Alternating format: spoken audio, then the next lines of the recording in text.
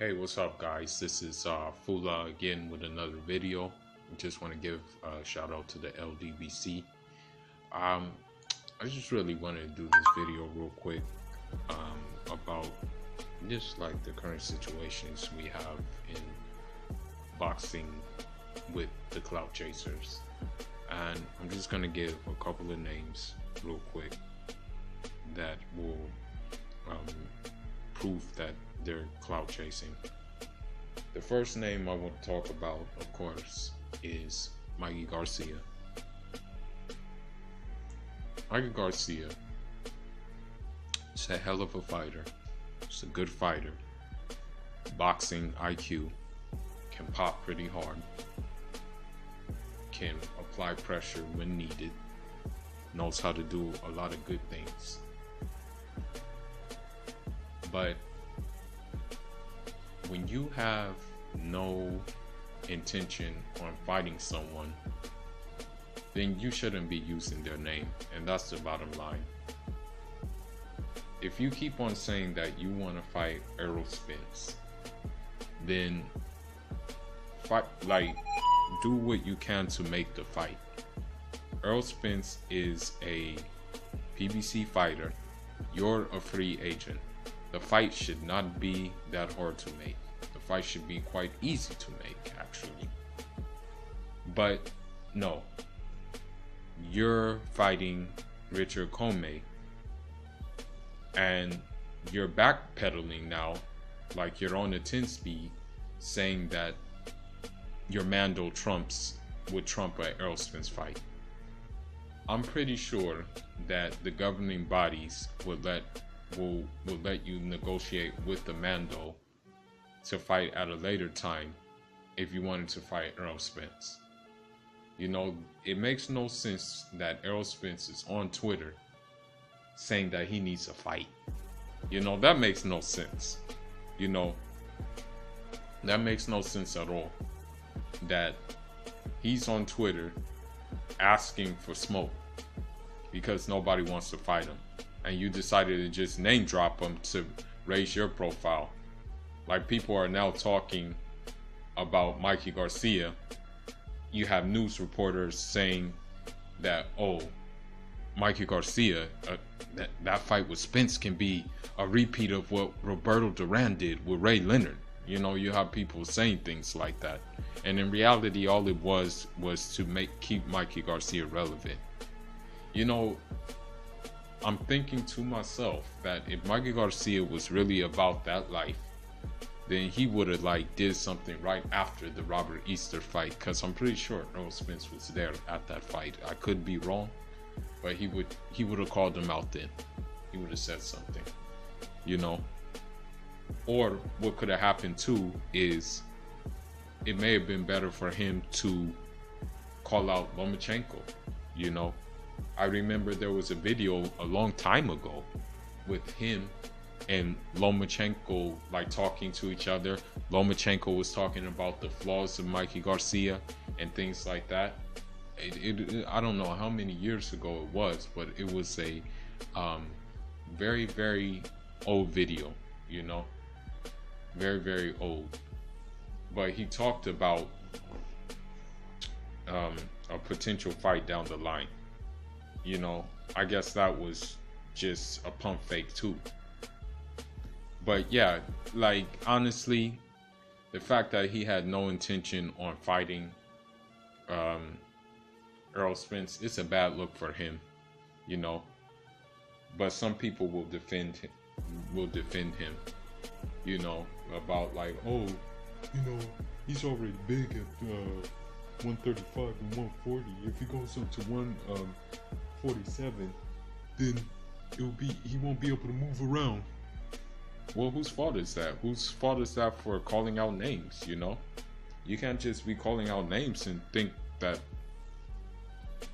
it's gonna work. And then let's carry on. And people are gonna get mad at me for saying this, but I definitely think this is what it is because of the promotional company he signed with. I think it's another clout chaser. And I wanted to say that is Terrence Crawford. I'm not denying Terrence Crawford's skill. I'm not denying Terrence Crawford's athleticism. I'm not denying Terrence Crawford's anything that he has. Okay, he's done tremendous stuff in the sport of boxing. He's become undisputed. He's collected a lot of belts in different weight classes. I'm not denying that, okay? At all. What I am denying is him being eager to fight Spence. That's what I'm denying.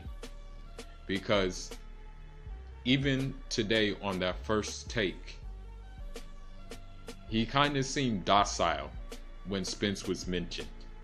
You know, he kind of seemed like he had no interest in entertaining that fight. You know, he was like, well, Spence is a good fighter, but I'm focused on Benavidez right now, you know. But on Twitter, it says otherwise, you know, and your trainer says otherwise too. So which one is it, buddy? That's all I want to know. I mean, we know you're with Top Rank, and we know how Top Rank operates. You know, we know that you require, that Top Rank usually requires in-house fights 90% of the time. We understand that. We completely do. But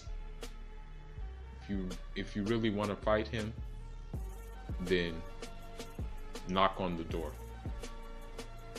Because even Errol Spence said this before, that, you know, he's gonna clean up his side of the block, and then after cleaning up his side of the block, he'll come see Terrence Crawford. So what I think that translates to is, I'm gonna focus on the fights which I know are more likely for me to get, and that I don't have to go through all these bells and whistles to get them.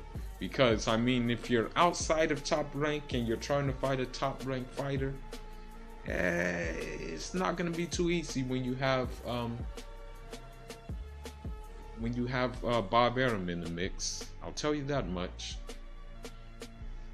So, in my opinion, the verdict is still out, but I think, again, Terrence Crawford is clout chasing for the simple fact that he needs to keep his name relevant, you know. And even if that's at Spence's expense, he's doing it anyway. So another fighter, unfortunately, that I hate to name, but brought it on himself, is No Time, aka Sean Porter. I mean, I made a video before, because at first, when you watch interviews, when you listen to interviews, he sounds like thrilled to make a fight with Errol Spence. He seems like, oh, that's the easiest fight to make. He even said in one interview, I'm not even aware of any Mandos for myself, and that this fight can be made in the quickness. He said that. These were his words, okay? This was even his father's words. Now fast forward, Keith Thurman becomes a Mando, and then also Andre Berto becomes a Mando, and he's focusing on that now. He hasn't came and said, you know what, forget those Mandos, I want to unify with Errol Spence. Those words has not come out of his mouth. Those words have not come out of his father's mouth anymore. So what I'm thinking, again, is another clout chaser. You know, for some reason, keeping the name Errol Spence in your mouth makes you relevant in the welterweight division. You know, and even outside of the welterweight division, as we see with Mikey Garcia, you know. And these guys really have no intention of fighting him. Because if they had an intention on fighting him, they would make the fight. That's the bottom line. The fight would be made. All the loops in getting the fight made would be erased, okay? And I'm just using an example with, again, the Deontay Wilder and the Tyson Fury fight. How long did that fight take to get made? It didn't really take that long. If two guys want to fight, then the fight will get made. But one of the guys, I have a feeling, doesn't want to fight. And the guys that don't want to fight are the guys who are just mentioning Errol Spence by name. You know, because if they did want to fight after Errol Spence beat, what's his name, Ocampo, then they would have came to the ring. Or they would have confronted him backstage and said, hey, yo, let's get it on. Let's get this fight going. It's the same thing with Kell Brook. You know, Kell Brook confronted Errol Spence and said, yeah, you know, I'm bigger now. I want another shot. All Errol Spence said was, okay, I'll give you another shot. Just get another belt. You know, he said, just get a belt first and we can fight. You know, so what I'm saying is that I really won't believe it until I really see pen to paper. If someone says they want to fight Errol Spence, I'll just be like, okay, buddy, whatever. You know, I'm not going to believe it. I'll just be like, just another clout chaser. That's it. You know. And so, that's all I got for now, guys. I mean, what do you guys think? Do you think it's a matter of clout chasing?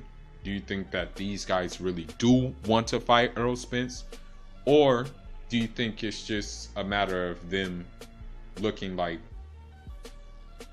boogeymen when they're really, you know, not really boogeymen?